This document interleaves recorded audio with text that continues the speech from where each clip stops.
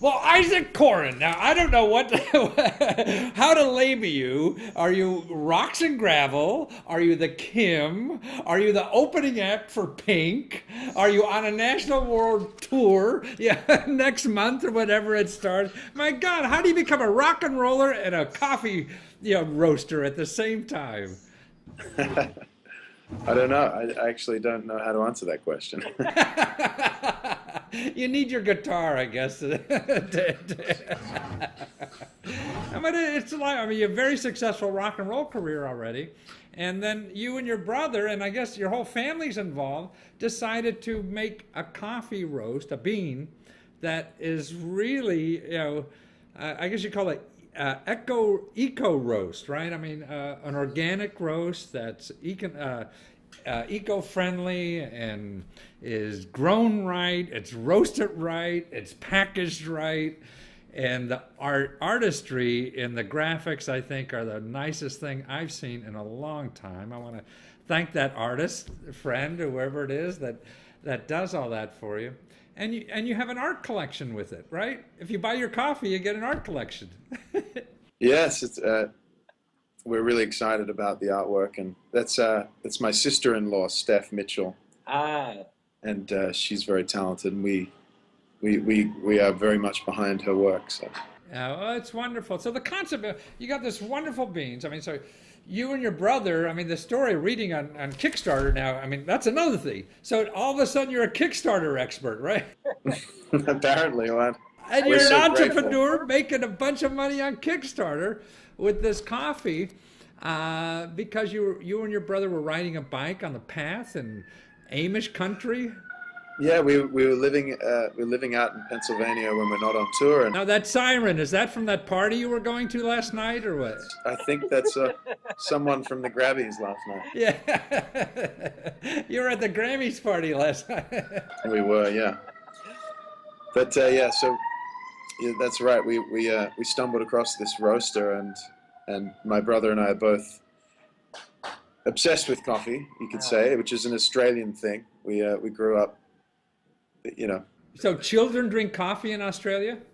well, pretty much, but it's just the coffee is so made so well that I see. you can't help but become a bit of an aficionado living there, and Australian coffee culture has infiltrated, New York and LA, and I think Seattle and the West Coast have their own coffee culture, which is cool, but I think New York can certainly thank Australian coffee culture for some of their best.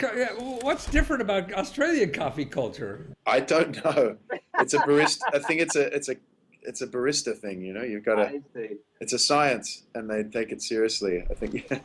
Well, that's terrific. Yeah. I mean, but your job. I mean, you buy if you go on Kickstarter now, and you get. I mean, what's neat about, I guess, if you go on your campaign now, you get it cheaper than it will be later, right? When you're in stores and all this kind of stuff. So it's a good time to support you is now and get this great coffee, but it comes in a can with artwork on it, right? Yeah. The idea was to create a collectible coffee tin that looks so good that you want to collect one and more than one different. Get the whole set. The whole set, and then the idea is that when your coffee runs out, you just go onto our website, rocksandgravelcoffee.com, and order a refill that's a lot cheaper than you can get at, say, Whole Foods for organic beans, and it comes directly from the roaster to your door, so it never sits on a shelf getting stale, and you just refill your collectible tin, and you can also be a yearly member, so once a month it comes to your door. So once a month, you just keep shipping me coffee, huh? That's it, yeah. Oh, well, that's wonderful. I probably need it more often. Yeah, me too.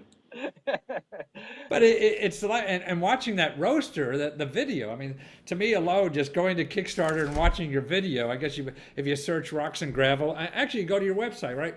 rocksandgravel.com, and that will take you to Kickstarter, right? rocksandgravelcoffee.com. Yes, that's right. Yeah. And that will take you to Kickstarter. But watching that video of that fellow who's so intense on on roasting that coffee. I mean, you could tell, man. You don't mess with that guy when he's roasting his coffee. That's all he does.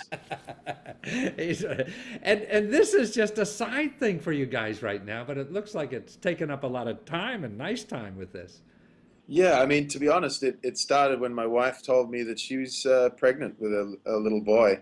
Wow. Yeah, and I love music, and that's my career and passion, um, and and yet I don't know how to hand that on to my boy, and so my family got together and wanted an excuse to work together. So this kind of came Oh. as a way to kind of create something that is meaningful and powerful for the next generation, something that gives back in a number of ways and creates a better future. We believe that every decision you make, especially as consumers, changes the planet we live on. So. Well, and also with this new venture you're doing, you're giving 10% of the profits to a hunger charity in Peru, where the coffee comes from. Yes, it's an amazing charity called the Hunger Project, The and Hunger Project. a global network, and they do micro lending to small Ah. communities, and they channel the funding through women who have been proven to actually spend the money and the investment on themselves and the children. So, they're a reliable network of infrastructure and education and teaching people how to feed themselves. So we believe that's what this is about, and also we believe in the origin of the bean and the way that the farmers are treated, and the fair trade certification, and it's bird friendly, and the bean itself is wet washed, so there's a lot less toxins, which often give you that jittery feeling when you Yeah, you drink said coffee. that your coffee, you don't get the jitters. You don't get the jitters. It's great. You can drink more of it. It's made for a pour over preparation, so it's also a purer.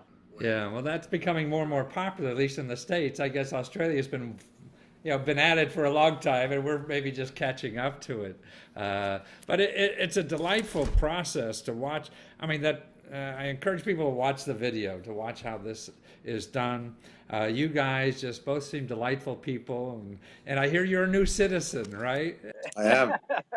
I became a rebel. Right. Oh, that's good. So you're learning entrepreneurism in America. That's it. So what made you use Kickstarter to crowdfunding? Actually, a friend of mine had a huge success building a Kickstarter around a product that helped women, and they had a great success. So I got a few tips off them, and it took me about 3 months to kind of research how to do it and to build the campaign amongst friends. Spread the idea that we're going to do it, and almost asking for their help before we launched it. I see. Smart.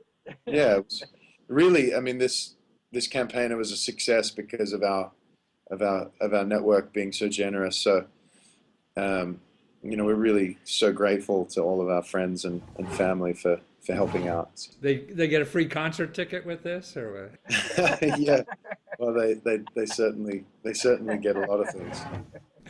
Well, you're a delight, Isaac. This is a great project, and I'm a coffee fanatic myself, so I'm going to go support you with the beans and rocksandgravelcoffee.com, right? That's right. That's it. Well, thank you so much. Thank you, and give my gratitude to that artist friend of yours. I will. Okay. Steph Mitchell. Yeah, check out her her website online. Steph Mitchell. Steph Mitchell. You bet. Thank you. Thank you, Matthew.